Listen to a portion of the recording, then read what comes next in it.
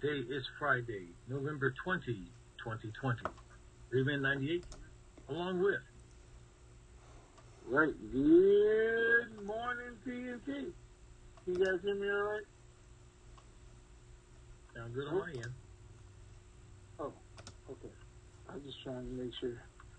Well, it's Fearless Friday. So we're going to be fearless today. I'll give you guys a little bit of information. We're going to talk about a little bit of stuff. We'll do the updates. And then we're all going to leave. Huh? We're going to do the updates first. No, wait. No, hold on a second. Then I'm going to leave everybody happy for the weekend. Now, let me clarify something first before we get started. All right, guys. Everybody knows, and all you guys do, I'm a military guy. I spent 15 years in the military. But more important than that, I'm a United States citizen. Born, raised, and believe in my country. Like all of us should.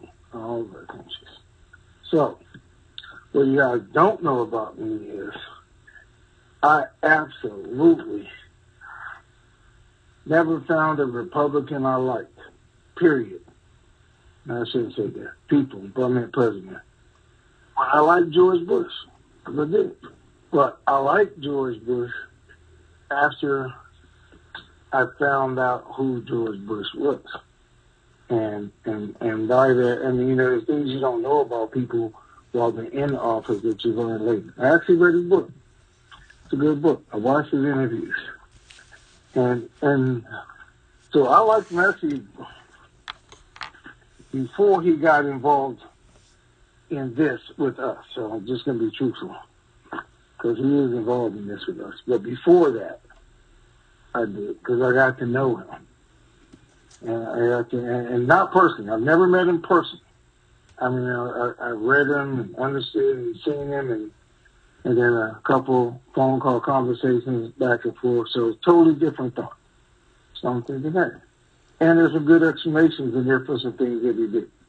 So I absolutely did like him. We ain't had much choice since then, Clinton, Bush, Obama, in recent years. But one thing I did when Bush Sr. was in, when Ronald Reagan was in, when Jimmy Carter was in, I don't care who's in.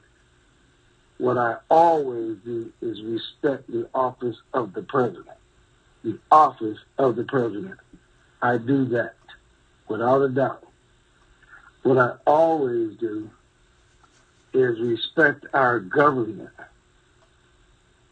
Because I do. And I've been telling you guys for years, let's not get involved in the government side of things. Let's just talk about what we need to do, what we need to get done, or what Iraq needs to get done so we can see this.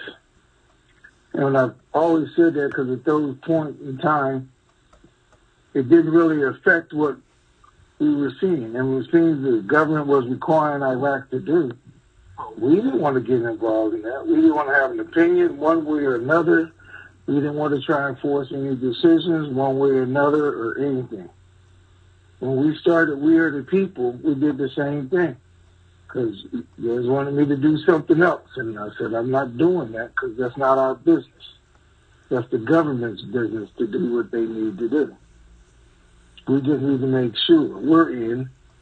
And believe it or not, those statements kept us in this game, in this opportunity. Because we were on the way out. Because they were trying to push us out. Even though we were probably, I don't want to say a tenth or 20th of the solution to the problem. Because we was helping the economy keep going while they were doing what they were doing. We know we contributed to that without a doubt. It was explained to me, which I already knew we did. So getting to this point. Right now, our government is absolutely holding this up. So they're absolutely stressing out. For whatever reason they want to do it, there's nothing we can do about it. nothing we can do about it. We're that close that we shouldn't care anyway. I mean, we care about human beings. I hope you all do. We care about people that are being disenfranchised probably around the world, and I hope we all do. But here's the thing. Here at TNT, for years I tell you guys, we're not political. This is not a political call. So even though we can talk about what the government as a whole is doing, what decisions and things are being made up, we have Democrats and Republicans on this call, both. So, and I'll be honest with you guys all the time. I say I'm a Democrat because I am. So I still see things a little bit, but I still try to see both sides. So what I'm going to ask you guys to do is try to see both sides, and then let's see what makes sense. Let's do that, but more importantly, and I'm just going to be blunt and say it, let's not get personal, okay? Don't get personal. There's a lot of people, and again, I'll be honest with you. I'll tell you guys, I absolutely love Trump. The art of the deal taught me so much. I read a couple of books. I made some money. He actually explained real life as far as business goes to me, and just, failures and successes, because believe me, he had a lot of failures. You guys don't know, but I know his history, but they led to a lot of successes. So, and even, like you say, he wouldn't be where he is now without all those failures that he went through in his life. I say that right now today. I don't regret one day of my life. Well, I do, but not ordinarily, but those days made me who I am. Those days made him who he is and what we're going through, even though we don't all agree with it.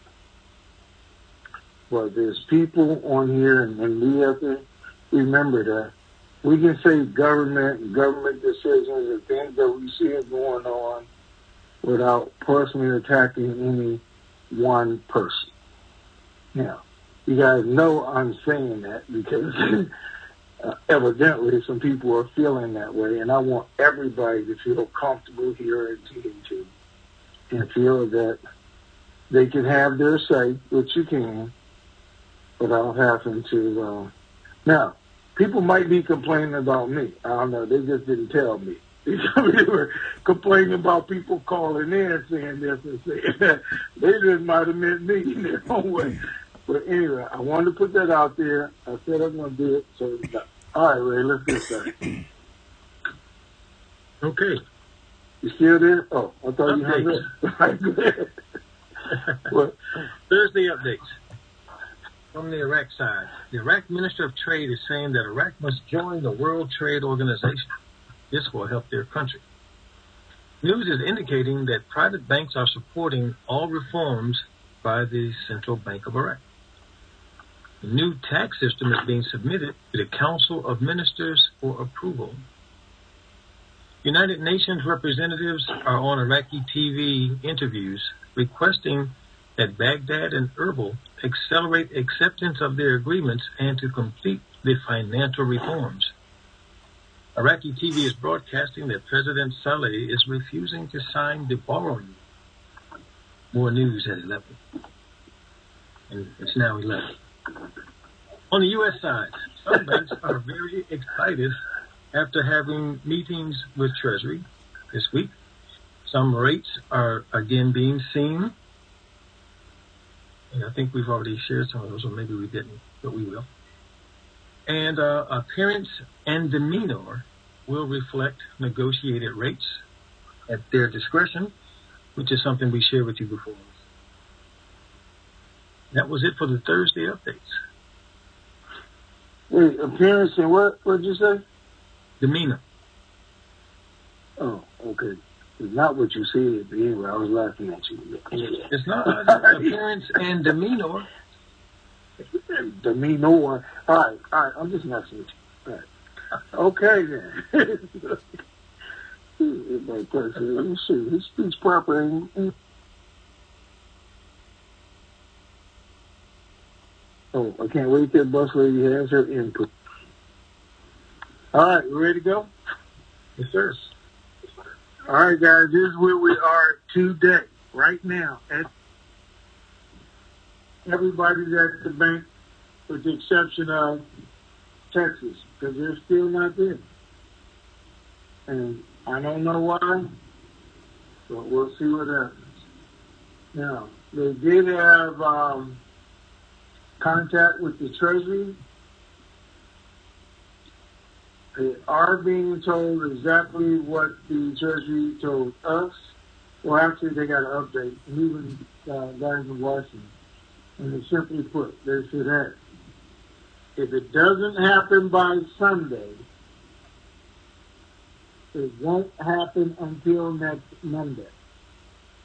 If it doesn't happen by Sunday, it won't happen until next Monday. They don't want to get started and stop for Thanksgiving and the 4 days after, because they're planning on stopping the 4 days after, so they probably don't want to start. Now, could that change in an hour or 2 hours? Or even the fact that we put it out there for everybody, could that change? Absolutely, because it just changed from Wednesday, when they said they absolutely weren't going to do it until after Thanksgiving. Now, the thing is, the banks are told they could be off Thanksgiving Day. That weekend spent with their families because they're going to be out of town, so they didn't want to start till, the next morning, according to my guy in New Jersey. His people are already complaining. And the fact that they had to bring people in from out of the area just to have enough. And they didn't want to stay in hotels during the holidays. But we're going to stay ready for every single day. Because that's what they're making the banks do for some reason. Still come in 6 o'clock every morning, 11 o'clock every night. Now, there is a strong possibility that it could go, after 4 o'clock today, 1 o'clock in the morning tomorrow, in that time frame, and even Sunday. There's a strong possibility that it could, in fact, happen. So, that's the timing. They've done all their training and retraining, as they have good rates out, and they've gone over their rates with their new people. They did say there was So our councilman is saying that now they want to start at the treaty rates. The treaty rates is the 47 cent. What do you say for a rupiah? 57 for a rupiah, 47 for dong, 322 for the dinar. He didn't give us a zim because he doesn't think the zim is going, period. All right. But he's saying now, since things have happened, changes, and where we are right now, the global economy, they want to start at the treaty rates. That's what he's saying. So that's one rate. The bank is giving us absolutely, totally different rates, which they still have the basic rates we were looking at, 47, 381, 11 for the zim. They still have the crazy rates that we were talking about, $12 and $28.50 and 30-40 cents. They still have treasury rates. We went through all of them with them. They're still there. It's still going to work the exact same way that we told you. Present yourself professionally. Have a plan. Ask for what you want. be negotiable as well as negotiating, and then they're going to see what happens. Now this, I'm going to say it. Hold up. I'll say it 100 times over, and I'm going to say it Let me one address more something. time so everybody can hear me. Hey, can you hear me? And that is simply that I don't know how, but it is clearly their intention. Clearly. And I'm getting it from across the country. It is clearly their intention to let somebody who's making $20, $25 an hour or $40 an hour, whatever they're paying them, sitting on the other side of their desk, giving them the authority to decide what rate you get. That means how many millions or billions you get, depending on how you impress that person. Which clearly is no damn sense to me. This guy who didn't even believe in it, or does because he works there, who doesn't even have $1 million because he wouldn't be working there if he did, but $10 million is going to determine how many millions you get, or billions against about whether you impress him with what you intend to do with it, or if you have the ability to manage it. Now, what does that go back to? It goes back to how this whole thing started. They don't want to give millions and millions of dollars to toothless crackheads. That's what they're saying. They just don't want to do it. Now, we've gone back and forth with this a many times. So they're not giving it to anybody who doesn't have a clue what to do with it. That's what they've been instructed not to do. So, guys, have a plan. You know what? When I was a recruiter, I was an Air Force recruiter. I don't know if you guys know that. But when I was a recruiter, we had to learn how to give what we called an elevator speech. That's from the first floor to the 16th floor. By the time that elevator got to that floor, I had to tell you why the Air Force was the greatest life you could ever live. That's about how much time you're going to have to convince them, I don't need 50 million, I need 500 million, and this is why. Because I know what to do with it. I know how to grow. But more importantly, I have a plan. And the most important thing is because we can partner up. That's what you want to tell that bank. We can partner up. And we can both make money if you give me more to do it with. Now, how do you do that? Because if I told you guys through negotiating, well, you give me all you can give me, and I'm going to let you keep all I can let you keep for 4 or 5 years. We both win. We both make money. You get a raise. So this guy here, the bank gets to, use fractional banking and make 6, 7, 8 times the money. Explain that I know what's going on here. And you impress that guy. If you give him the information that I've given you over the years, that Ray has given you over the years, you know more than he does. He can't do anything but give you the highest rate possible. Because he's going to look at that person and say, well, shit, they're smarter than I am. I got to give them this because they know what they're talking about. Guys, that's your goal when you go into that meeting. Trust me, that is your goal.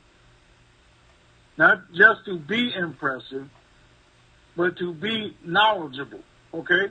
And the difference in that is don't just read a script, but know what you're talking about when you're reading it.